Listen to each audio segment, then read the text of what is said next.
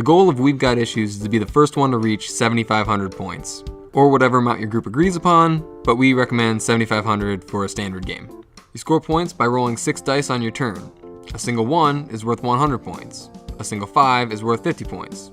And any 3 matching dice rolled at once are worth 100 points times the face value of the matching dice.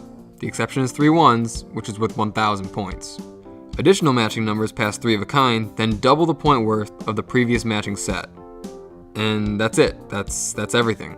Everything else is worth nothing, so try not to roll them. If you need help remembering all that scoring stuff, just refer to the scoring cheat sheet on the first page of the rulebook. Before you do anything else, draw a card from the deck. The card you draw might have additional rules or restrictions that will affect how you play the rest of your turn. Okay, so once those have been established, roll all of the playing dice and identify any scoring dice that you get. Now set aside at least 1 scoring die from what you rolled. You can set aside as many additional scoring die as you want, but you must set aside at least 1. With those dice set aside, roll your remaining dice again. Now repeat steps 4 and 5 until one of these 3 special conditions happen. Let's get the worst one out of the way. If at any point you roll and get no scoring dice, you lose all points accumulated that turn and end your turn. Rough, I know, but don't worry, the next 2 are better. If at any point in between rolls you have reached at least 350 points, you may bank your current score and end your turn. Finally, if you are able to set aside all of the dice as scoring dice, you can continue your turn at your current turn score by re-rolling all of the dice again. I'll go through a sample turn a bit later in the video.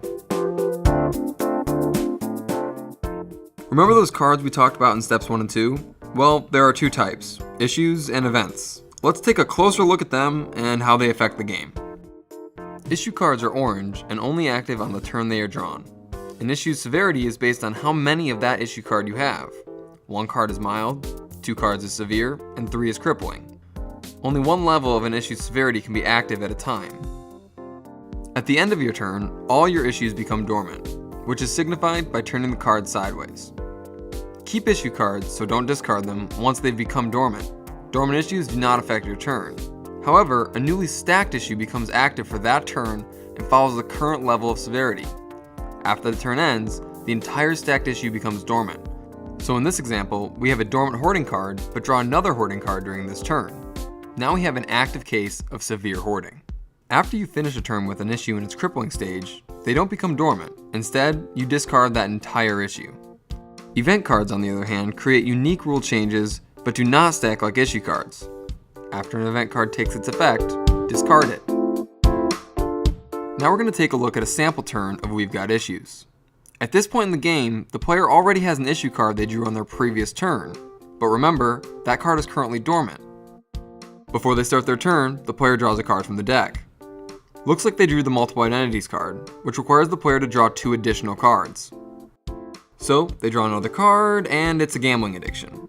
With a mild case, this means that the player needs to get at least 500 points in order to bank this turn, but if they do, their turn score is doubled. However, if they fail a roll and end up with no scoring dice, their current turn score is subtracted from their total score, and that's no good. The next card they draw turns out to be another hoarding card. This one turns the currently dormant hoarding card into an active case of severe hoarding.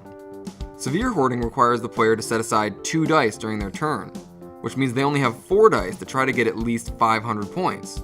But if they make it, severe hoarding awards a bonus 1,000 points to their score. So now it's time to take their turn.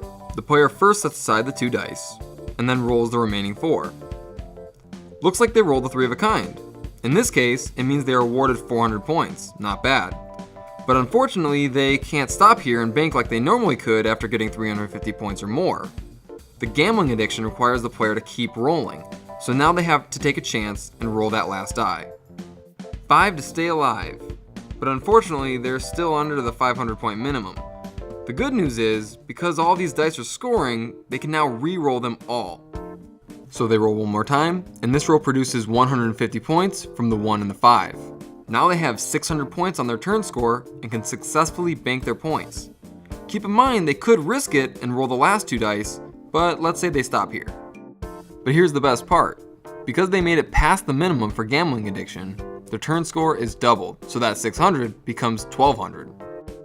They also managed to get the bonus from the case of severe hoarding, so add on an extra 1000 to that 1200 and they've got themselves a cool 2200 points. Well, that's about it. Thanks for watching, and hopefully this video gets you up and running with We've Got Issues. That being said, the rulebook is still a great resource, and we recommend reading that if you have any burning questions about what to do. If you're still having problems though, don't be afraid to ask by tweeting at us or commenting on our Facebook page.